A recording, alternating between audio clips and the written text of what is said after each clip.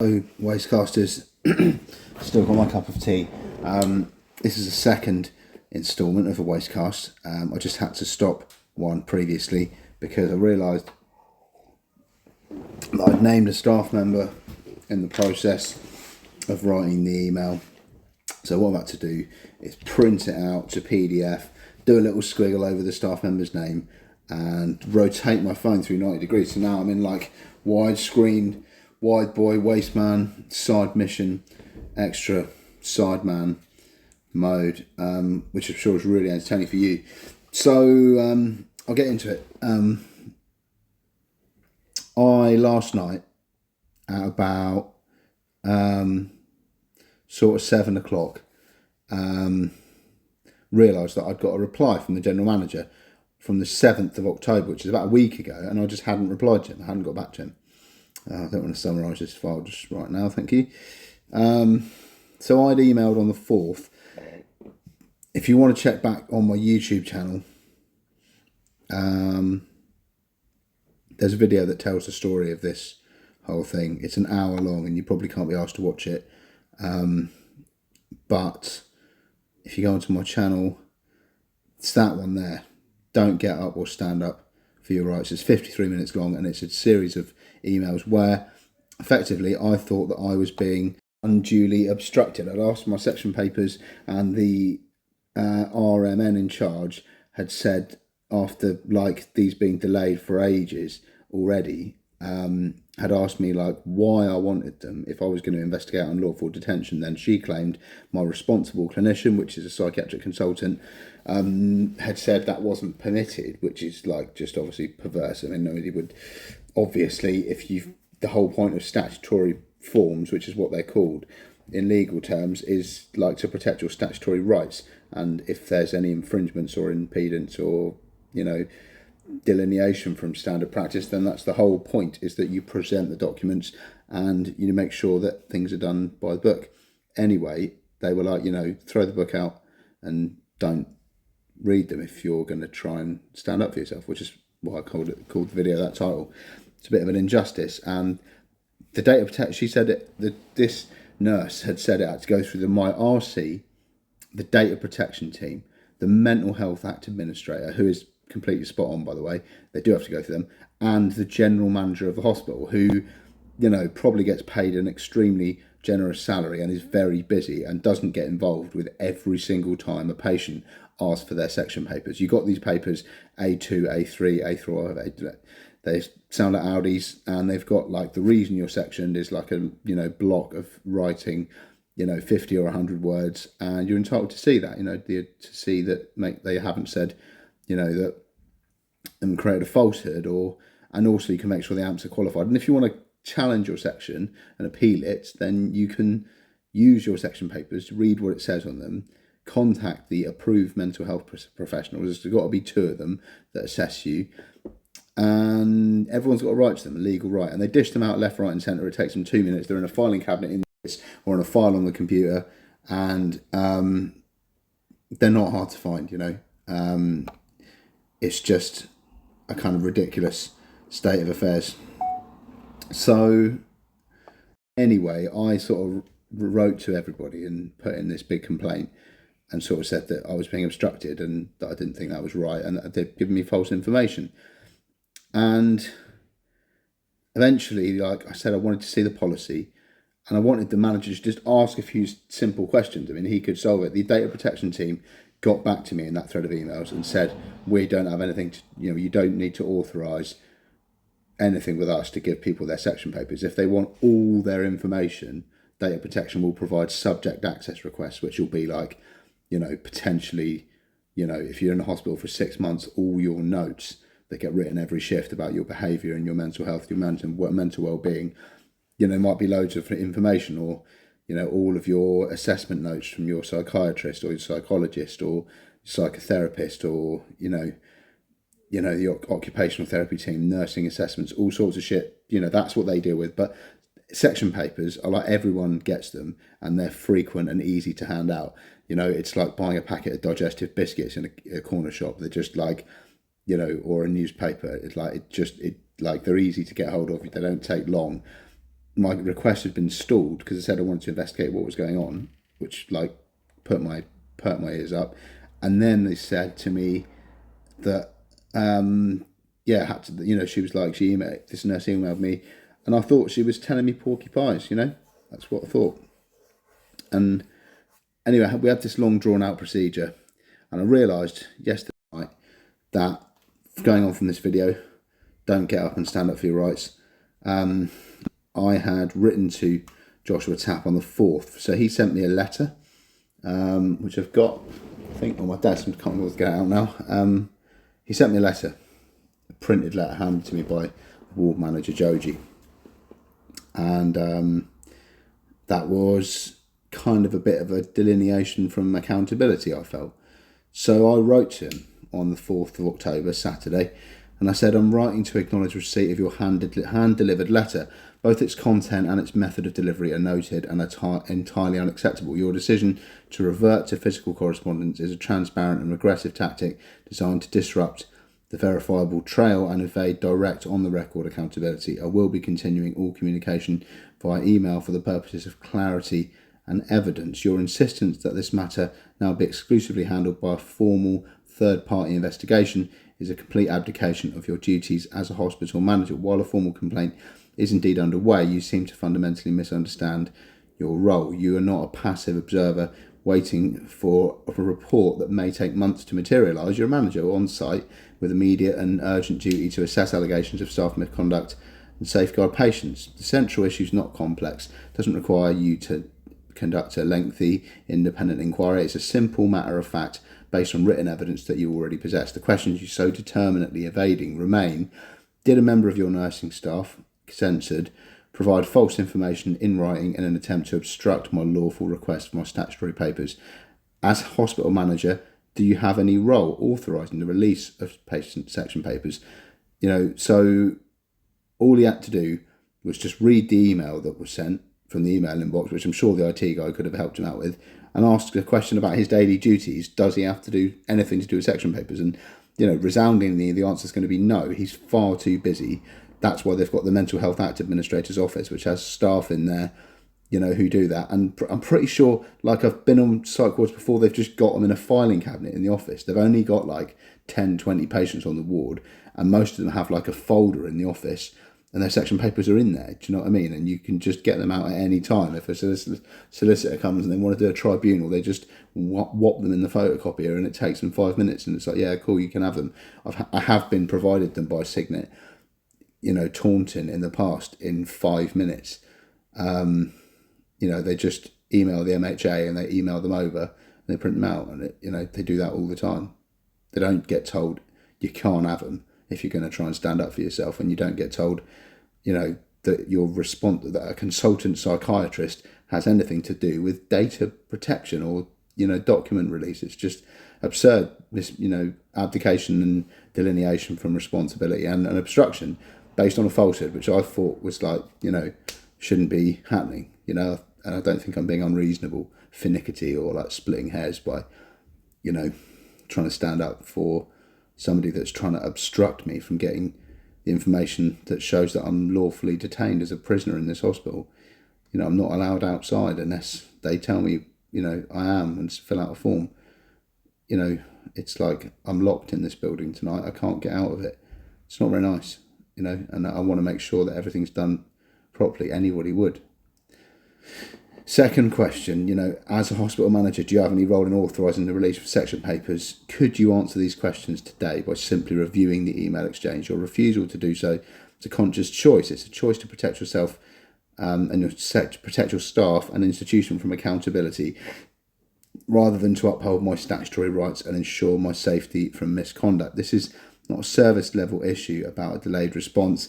It's an issue of professional integrity and potential criminality. By deferring all action, you're allowing a staff member who's been shown to be deceptive to continue in their role without consequence, which is a failure of your duty of care. Furthermore, while you attempt to bury this issue in procedure and continue to ignore the serious and unresolved breaches of the Mental Health Act in my paperwork, the admitted failure to inform me of my rights upon renewal of my section, a breach of section 132A, is a matter of fact. So you get these every time you renew the section, you should get an patient information letter that says what your diagnosis is, when your section is up, how long it's for, 6 months or a year or whatever.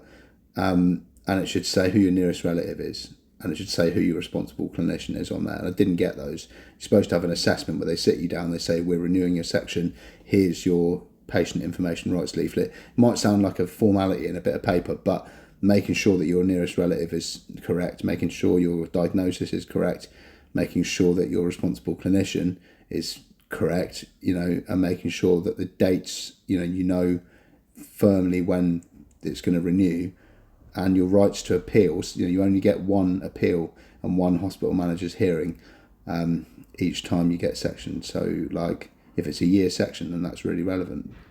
Anyway, I didn't get those. And it's evidenced by his own hospital's records. So when he sent me an email with everything, my hospital gave me 80% of the documents.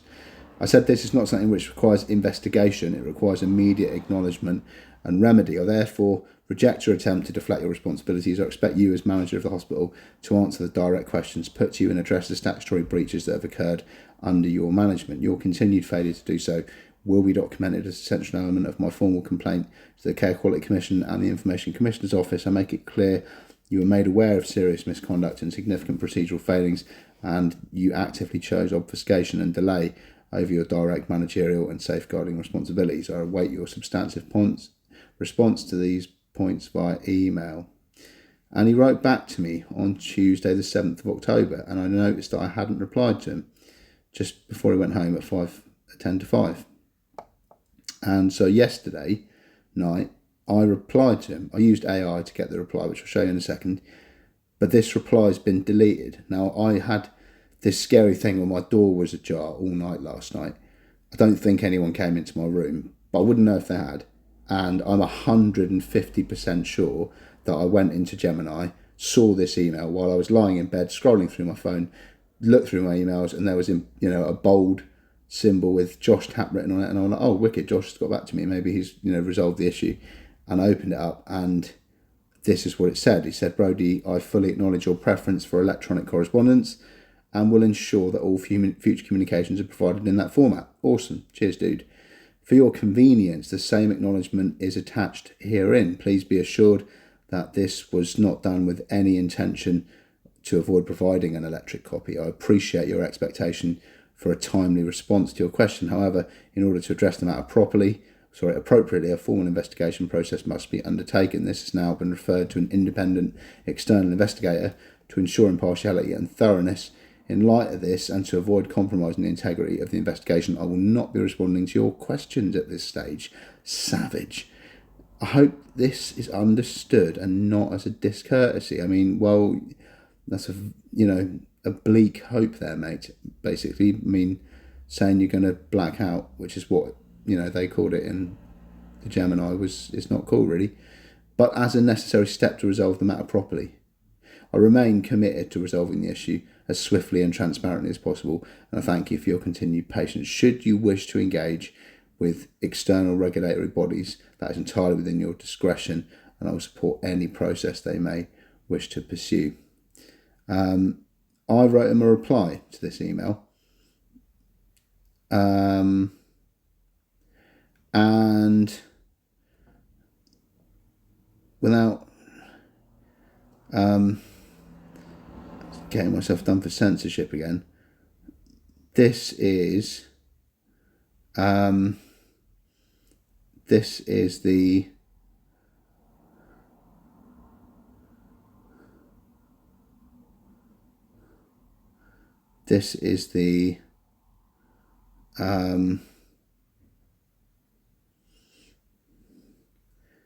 the email that I sent to him. So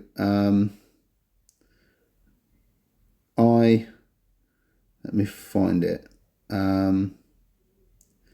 I used the @Gmail.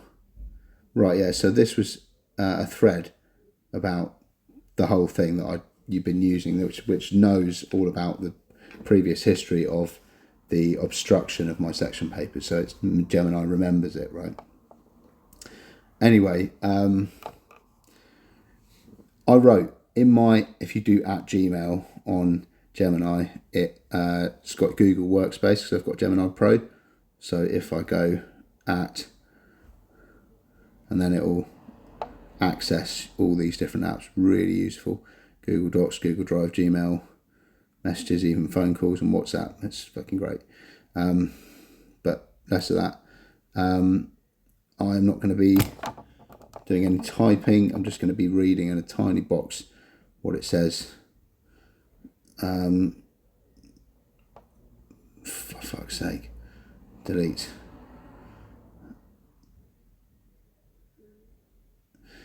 Anyway, I'm going to read you from this tiny box in this boring video that no one's ever going to watch, but it is kind of relevant because basically this email, I'm 150%, 200% sure I sent it.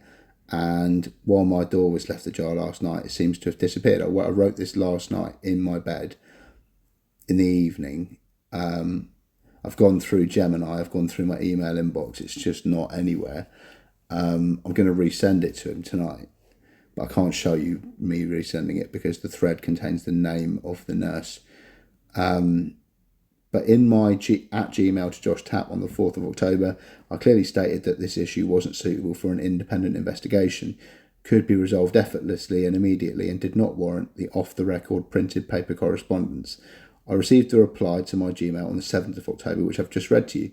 Josh is still insistent on conducting a lengthy investigation, and although he has agreed to communicate via email, he has failed to provide contact details for his internal investigator and is clamming up with a notice that in lieu of investigation, he isn't, that's a contradiction. I miswrote that. He's not agreeing to reply by email. He's saying he won't reply to any more of my emails until the internal investigator's done his thing, and he hasn't given me the number of the internal investigator or the email of him, so I'm just left in open water, basically. Firstly, how does this fare in terms of policy guidance, legislation or law? Can he do this? And secondly, what should I do? Gemini said this is a significant and concerning escalation of the manager's strategy to avoid accountability. Let's break down what's happening and what you should do. How does this fare in terms of policy guidance or law? Can he do this? In short, no, not entirely. While a manager can and should initiate a formal investigation into a complaint, his actions here are procedurally improper and a breach of his professional duties. He can initiate an investigation. It's standard process for a formal complaint to be investigated, and appointing an external investigator is often presented as a way to ensure impartiality, although it can also be a delaying tactic. He cannot cease all communication. This is the most serious issue. Josh Tapp cannot unilaterally declare communications blackout. He has an ongoing non-delegable duty of care to you as a patient detained in the hospital. This includes a duty to communicate. Professional standards and healthcare managers and the hospital's own complaints policy require them to keep complaints updated. A blanket refusal to reply is unprofessional and obstructive. He's got a duty to safeguard. The core of your complaint is about staff misconduct that you feel is a safeguarding risk. He cannot simply ignore this ongoing risk pending a lengthy investigation. Duty to address statutory breaches. You've pointed out a clear evidence-based breaches of the Mental Health Act 1983, specifically the failure to inform you of your rights under Section 132. These are not just complaint points, they're live legal issues affecting the lawfulness of your detention that he as manager has a duty to address and rectify immediately. He cannot put your statutory rights on hold. He must provide investigative details. It's a fundamental principle of procedural fairness that you have the right to know who is investigating your complaint. Withholding the name and contact details of the investigator is a major red flag. It makes the process opaque, prevents you from being able to engage with or provide further evidence to the investigation. Josh Tapp is attempting to use the formal complaints process as a shield to make himself unaccountable. He's conflating the investigation of past events with his ongoing present-day duties as a manager, which he's now actively shirking, in Gemini's opinion. What should I do? You must respond immediately and forcefully reject his terms. You need to create a clear, on-the-record account of his unreasonable, obstructive behaviour. This will be crucial evidence for your formal complaints to the Care Quality Commission, CQC, and other bodies. Here's a draft of the email that you can adapt. Subject: urgent rejection of unlawful communication blackout and demand for investigator details. So, Mr. Tapp, I'm in receipt of your email dated the 7th, the one I just read to you in blue writing. Your position is noted and is rejected in the strongest possible terms. While I acknowledge that a formal investigation is proceeding, your assertion that you'll no longer be corresponding with me on these matters is a profound and unacceptable breach of your professional and statutory duties. Let me be perfectly clear. Your duty as manager is non-delegable. The investigation into my formal complaint does not absolve you of your direct ongoing responsibilities as hospital manager. These include a duty of care, duty to ensure my ongoing safety, and a duty to address immediate and unresolved breaches of the Mental Health Act. You cannot place these duties in abeyance pending an investigation. Unresolved statutory breaches, as I've already evidenced using your own hospital's records, assuming they were provided comprehensively and based on my memory, I wasn't ever given my, section. They're called S3 leaflets. It's a letter. And like I said, it has your responsible clinician, your nearest relative, the date your section expires, your rights to appeal, and your diagnosis on there. And there are important information leaflets, and they've got like legal validity. They're like part of the process of renewing a section. So my rights under Section 132 of the Mental Health Act 1983, which that says you've got to get all that shit, have been repeatedly breached. This is not a historical complaint point to be investigated at leisure. It's a live issue that affects the legality of my current detention. Your refusal to communicate on this matter is a refusal to address the potential unlawfulness of my detention. The right to information. Your refusal to provide the name, title and contact details of the external investigator is procedurally improper and obstructs my ability to engage with the process. It renders investigation opaque and unfair from the outset. Therefore, I demand the following by close of business tomorrow, 8th of October 2025. So I was writing it on the 7th. Full name. It wasn't yesterday then. I think it got the date wrong. I think it did get the date wrong. Full name, professional title and direct contact details, email and phone number for the individual of the organisation you've appointed to conduct the investigation. Your written confirmation that you understand and accept your ongoing duty to communicate with me regarding any immediate matters concerning my rights, safety and the lawfulness of my care, separate from the formal investigation. Your current stance is not a neutral administrative act. It's an active attempt to silence a complaint and invade accountability. This new development, including your refusal to provide basic information and your unilateral communications blackout, will now form a central part of my formal and urgent complaints to CQC, Parliamentary Health Service Ombudsman. Haven't contacted them about this issue yet. I will be highlighting your actions as a clear example of Signet's management actively obstructing the resolution of a serious complaint. I expect a timely and substantive response. I said, could you rewrite the drafted response to Joshua Tapp with quotations of specific legislation, policy, guidance and law which underscore and robustly exemplify why his duties are non-delegable, why in law statutory breaches are live urgent issues, and why in law or quoted guidance he must provide the details of the independent investigator. So he said, of course, this is a critical juncture and challenging the manager's attempt to impose communications blackout with specific legal and procedural arguments is a correct next step. His actions are contrary to the established principles of good governance and complaints handling. Here's a rewritten draft of the response to Joshua Tapp, incorporating specific citations from relevant legislation, statutory guidance and established policy to robustly underscore your points. So the subject was urgent and formal response, rejection of unlawful communication blackout, breach of managerial duty, demand for investigated details. Dear Mr. Tapp, I'm writing in response to your email of the 7th of October 2025. Your position is procedurally improper, legally unsound, and hereby rejected. While I note the external investigation is proceeding, your new unilateral declaration that you will cease correspondence is a serious breach of your duties as registered manager of the hospital. You cannot use a complaints investigation as a shield to suspend your statutory and managerial responsibilities. Your managerial duties are non-delegable.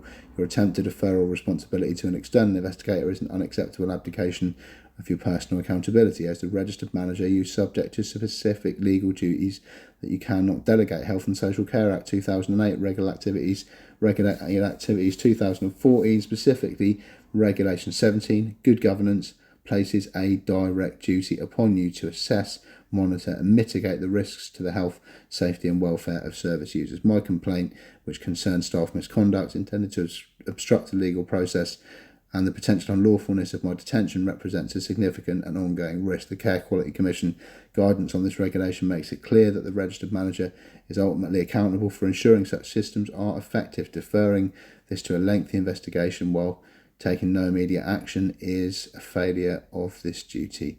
CQC guidance states that the purpose of Regulation 17 is to ensure providers have systems for ensuring that providers are a positive culture, is open, inclusive and empowering. Your current actions in shutting down communication and refusing to address direct questions are the antithesis of this principle. Statutory breaches are urgent live issues, not historical complaints. You're fundamentally mischaracterising the nature of my concerns. The issues I've raised are not merely points to be reviewed in a historical complaint, they're live issues affecting the present day lawfulness of my detention. The Mental Health Act 1983, Section 132, information to be given to detained patients. The evidence from your own paperwork confirms a repeated failure to provide me with information upon the renewal of my detention. It's a breach of a mandatory statutory duty. The MHA Code of Practice, which has statutory force, states in paragraph 410, patients should be given information both orally and in writing. Lawfulness of a detention, a failure to adhere to the procedural requirements of the Mental Health Act, such as those laid out in 132, can be grounds to challenge the legality of a patient's detention. By refusing to communicate on this matter, you're refusing to address the live legal issue and presiding over a potentially unlawful detention. This is not a matter you can pause pending a complaint outcome. You must provide investigative details to me too. Your refusal to provide correct details for the investigator, it's a breach of principles of natural justice and procedural fairness that govern any credible complaints process.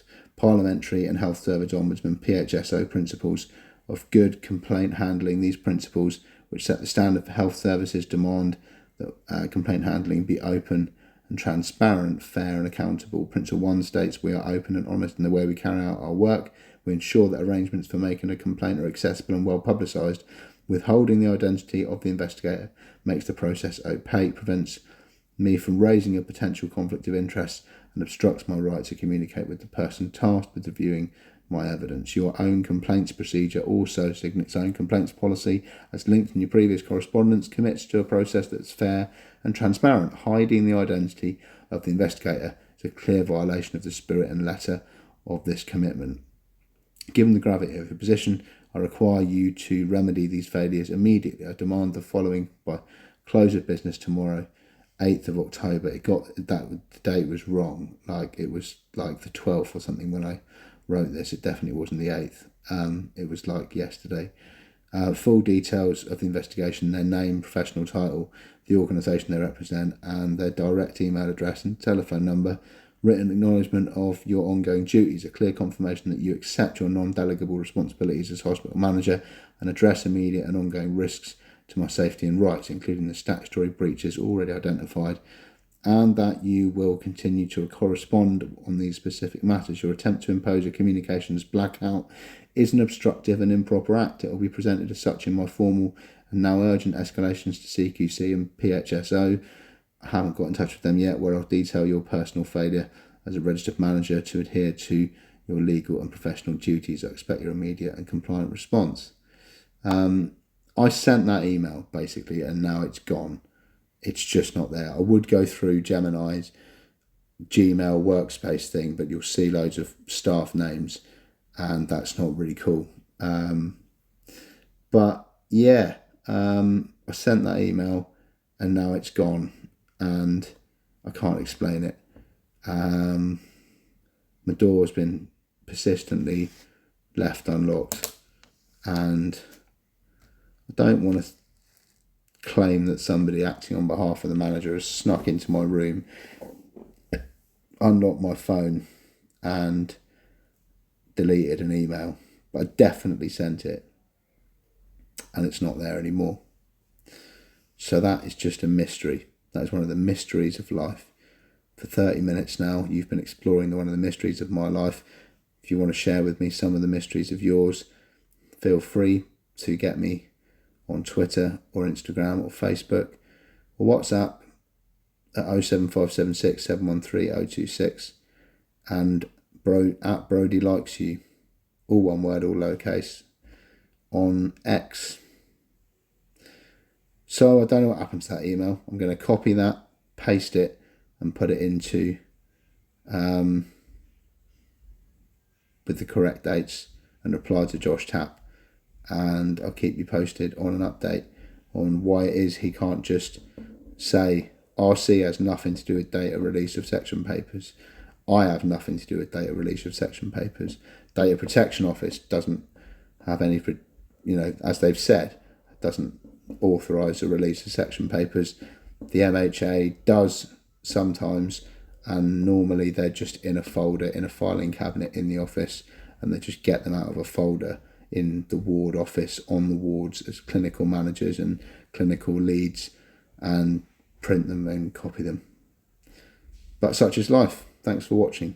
I'll keep you updated.